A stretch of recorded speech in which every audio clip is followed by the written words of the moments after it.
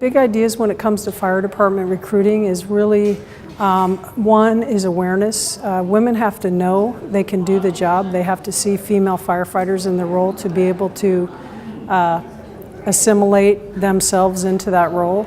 So a lot of what we do is revolved around awareness and youth programming. Another key big idea, is we're incorporating technology and data metrics to help us monitor what we're doing, monitor our performance in recruiting in Los Angeles to see if we're being effective or not. So we'll be talking about technology and data metrics today as big ideas in recruiting. You know, as a young firefighter, I remember one day, I was probably on the job for about maybe 2 years, and the front doorbell of the fire station rang. And in LA form, we run and race to the door to try to provide the best service, and so I end up at the door with another male counterpart, firefighter. And we open the door and it's a young child who wants to come into the station to visit us and also play basketball. And so he was really stunned to see a female firefighter at the station. And he says, he was just surprised and stunned, and he says, I didn't know the fire department had women. And my peer counterpart said, yes, they're here to clean and cook and make our beds. As a joke, he says this, and my response inside was the same as yours, of shock, dismay, and I was stunned. And so we laughed about that with the young person in front of him and said, no, I'm here as a firefighter, just like Jason.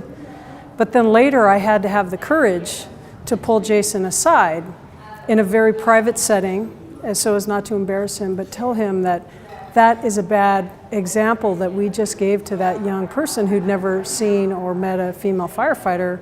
And the first thing we tell them is my role is cooking and cleaning and making beds. And from that time forward, I think Jason respected me more because I had the courage to talk to him as a peer and not to go directly to a supervisor or my captain and tell on him or complain, but rather try to solve the problem at our peer level. And so over the years now, it's many years later, it's 24 years later, and I've risen through the ranks, and so has my friend Jason, who just got promoted to battalion chief last week. And we can always laugh and joke about that, where we were when we started and how we've come up together in the organization and built respect and admiration for each other, and also make sure we're very clear about how we represent ourselves and our roles to the community, because that's important. I mean, it was me stepping into that role of educator and in a non-threatening way to show him that, you know, it's okay to joke and have a sense of humor, but we have to consider who our audience is. And when our audience is somebody who really doesn't know better what the differences in our roles are, it's really important that we unite as a team and be champions of each other and say we're here as partners, we're equal partners, we're both firefighters, we work together, we each have a role or an assignment, and we're part of a team, just like a sports team. And you know, it's something we laugh about now, but it was a time probably early on where I had to step up and stand out. Well, a tipping point to normalize women in the fire service, I would think would be somewhere probably around 20%. You know, we're seeing in law enforcement anywhere between 20 and 30%. Women have been in law enforcement a lot longer than have women in fire. And throughout the country, basically, we're usually ranging around 3 to 5%. That's way too low.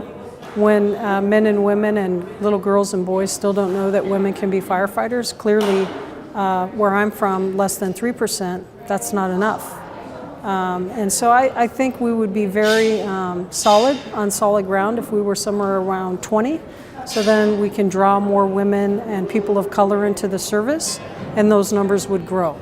I think a key then to this conference, you know, when you talk about storytelling and how we're going to increase the numbers nationwide and really around the world, is the networking is key. Now, in March of this year, I was at a conference in the States where I met Bronnie McIntosh, the president of WAFA. And we made an immediate connection.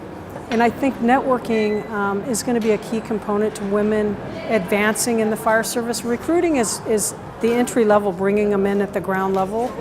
But we're never really going to hit that critical mass until we get into those, 20%. We're not going to do that until we really start supporting each other, networking. Many of our departments are very small. So if we're only networking in our little departments, I don't think we're going to hit that critical mass that you talk about. But if we reach out to other states, other regions, other countries, and we build a network there, which I've been very fortunate to be able to do that with Bronnie, we're going to advance much faster and much stronger. And I think so networking is a key to our success in the fire service. It's important to have women in leadership in the fire service and everywhere, because I mean, if you want to address the needs of the customer in the United States, in Los Angeles, there's 51% women. Okay, so in our fire department, the rank structure, the command structure is not representative of that. So when we're solving problems for the community and the different genders and ethnicities and races of members of the community, that command structure and the leadership needs to be in alignment with the buildup of the community. And so if our community is made up of 51% women, then we need to bring our numbers up so that when we're solving problems and addressing customer service issues, then the thinking at the table and the development of policy comes from both genders.